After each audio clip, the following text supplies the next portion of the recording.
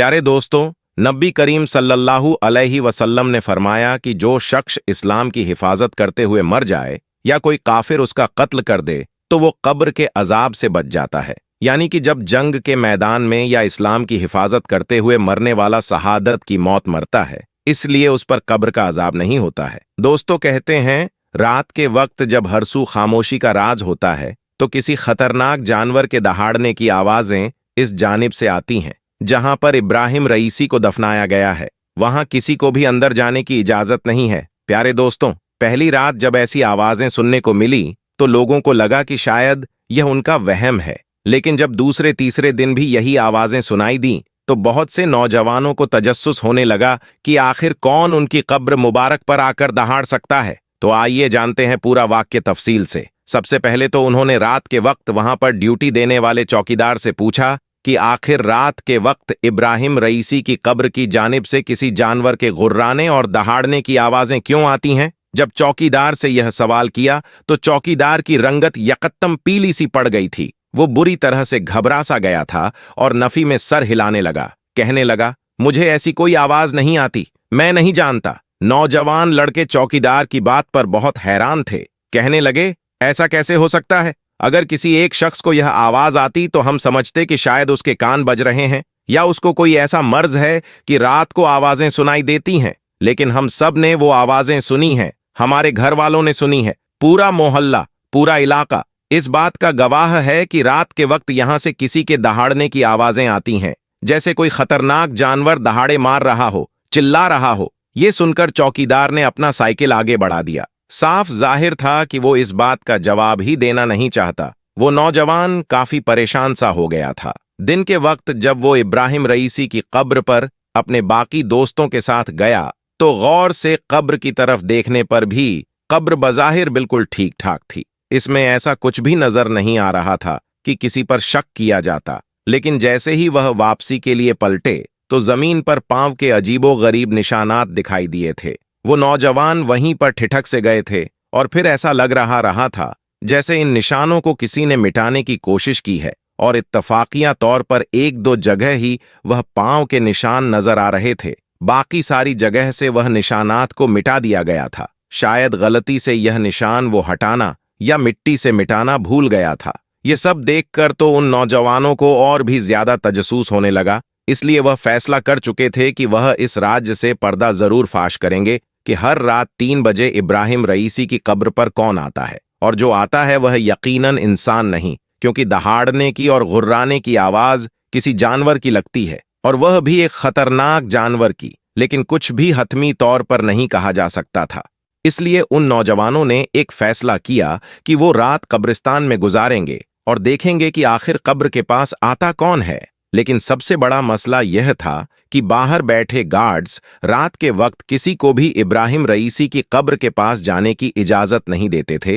इन नौजवानों ने जब गार्ड से वही सवाल किया जो कि चौकीदार से किया था तो वो भी नजरें बदलने लगे और कहने लगे कि उन्हें ऐसी कोई भी आवाज सुनाई नहीं देती। लेकिन उनके चेहरे की बदहवासी यह बता रही थी कि कोई ना कोई बात तो जरूर है। मसला सारा यह था कि वहां रात के वक्त किसी को भी अंदर जाने की इजाजत नहीं थी, और वो लड़के हकीकत को जानने में इतने मुताजसूस थे कि इंतजार ही नहीं कर पा रहे थे। चाहते थे कि असल हकीकत से आगाह हो जाएं। इसलिए दोस्तों, उन्होंने एक चोर रास्ता इख्तियार किया। जैसे ही रात का 1 बजा वो नौजवान फौरन से कब्रिस्तान की पिछली जानिब चले गए, जहां पर बहुत ऊंची दीवार थी और कोई भी शख्स आसानी वहां से कूदकर कब्रिस्तान में पहुंच सकता था। लेकिन वह नौजवान अपनी मदद के तहत इस दीवार के साथ एक नौजवान को खड़ा करने लगे जो कि इन सब में ज्यादा जानदार था और ताकतवर भी था, और इसके कंधे पर पांव रखकर दीवार की दूसरी जानिब कूद गए और आखिर में उस नौजवान को भी बाजू से खींचकर अंदर की जानिब फेंकने में कामयाब हो गए। वो सब लोग एक दरख्त के पीछे छुप गए थे जहां घुप अंधेरा था। जैसे जैसे रात गुजर रही थी वो तमाम नौजवान अपनी आंखें कब्र की जानिब गाड़े देख रहे थे कि आखिर वह कौन है जो रात के वक्त दहाड़ने के लिए यहां आता है। लेकिन सुबह के वक्त जब गार्ड्स इब्राहिम रईसी की कब्र पर आए तो वहां पर 3 नौजवानों को बेहोश देखा। यह देखकर गार्ड्स भी बहुत ज्यादा परेशान हो गए और यह भी सोचने लगे कि यह नौजवान इस कब्रिस्तान में आए तो आए कैसे। बहरहाल उन्होंने नौजवानों को बाहर निकाला और उनके लवाकी को बुलाकर उनके हवाले कर दिया। सबके घर वाले परेशान थे। इन नौजवानों को हॉस्पिटल ले जाया गया। कई घंटों के बाद उन्हें होश आया और वो लोग बुरी तरह से खौफजदा थे। जब उनसे खौफ की वजह पूछी गई तो एक नौजवान ने डरते हुए वजह बताई। कहने लगा कि हमने उस कब्रिस्तान में रात के पहर एक शेर को देखा था जो कि इब्राहिम रईसी की कब्र पर आकर दहाड़े मार रहा था, गुर्रा रहा था, अपने पंजों से उस कब्र को खोदने की कोशिश कर रहा था। यह बात सुनकर उनके वालदैन ने उनकी बात पर भरोसा नहीं किया। वो कहने लगे, ऐसा कैसे मुमकिन है? उनकी कब्र कोई जंगल में तो नहीं बनाई गई कि जहां पर शेर या दूसरे जानवर आ सकें। शहर में भला कैसे मुमकिन है कि कोई शेर वहां पर पहुंचे और किसी को खबर तक ना हो? तुम लोगों को कोई गलत फहमी हुई है। लेकिन वह नौजवान कहने लगा कि उन्होंने वहां शेर को देखा है। ये सुनकर बहुत से लोगों के दिलों में अजीबोगरीब सवालात पैदा होने लगे कि आखिर कैसे कोई शेर गार्ड्स के होते हुए अंदर दाखिल हो सकता था, और फिर अगर कोई शेर हो तो सबको नजर आता। लेकिन यह बात भी सच थी कि किसी जानवर के गुर्राने की आवाज रात को सुनाई देती थी। लोगों के दिलों में बेचैनी सी होने लगी थी। दिमाग में सवालात का सिलसिला सा शुरू हो गया था कि खैर इब्राहिम रईसी की कब्र पर कौन सा जानवर आ रहा है और रात के 3 बजे गुर्राने के लिए क्यों आता है? कभी कभी तो आवाज इतनी ऊंची होती थी कि लोग घबरा जाते थे, लेकिन यह नहीं कहा जा सकता था कि वह आवाज किसी शेर की है। इन 3 नौजवानों में से बस एक ने यह बताया था कि उसने शेर को देखा है। 2 नौजवान चुप थे, कुछ नहीं कह रहे थे। समझ में नहीं आ रहा था कि कैसे कोई शेर शहरों के बीचों बीच बनी इब्राहिम रईसी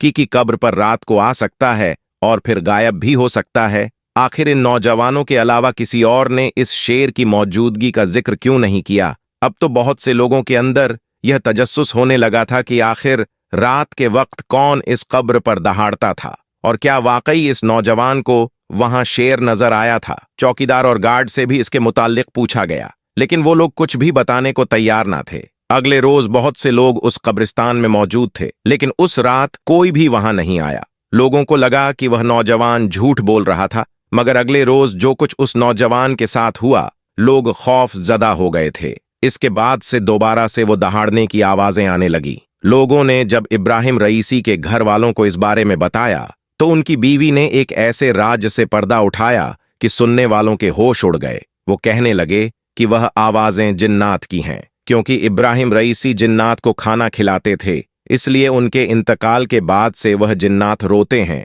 कभी वह किसी परिंदे की शक्ल में नजर आते हैं तो कभी किसी जानवर की शक्ल में। यह बात सुनकर सब हैरान थे। इब्राहिम रईसी की बीवी कहने लगी कि वह रोज बकरों को ज़िबाह करवाकर एक ऐसे खाली मैदान में वो बकरे डाल देते जहां यह मशहूर था कि यहां जिन्नात होते हैं, इसलिए वह जिन्नात किसी न किसी जानवर की शक्ल इख्तियार करके कब्र पर नजर आते हैं। अल्लाह उन्हें करवट करवट जन्नत नसीब फरमाए। आमीन या रब्बुल आलमीन। दोस्तों, कमेंट में हो सके तो आमीन आप भी लिख दीजिएगा। और अगर आपको हमारी आज की वीडियो अच्छी लगी तो वीडियो को लाइक करें, शेयर करें, सब्सक्राइब करें। मिलते हैं एक नई वीडियो के साथ। तब तक के लिए आप सभी को अल्लाह हाफिज।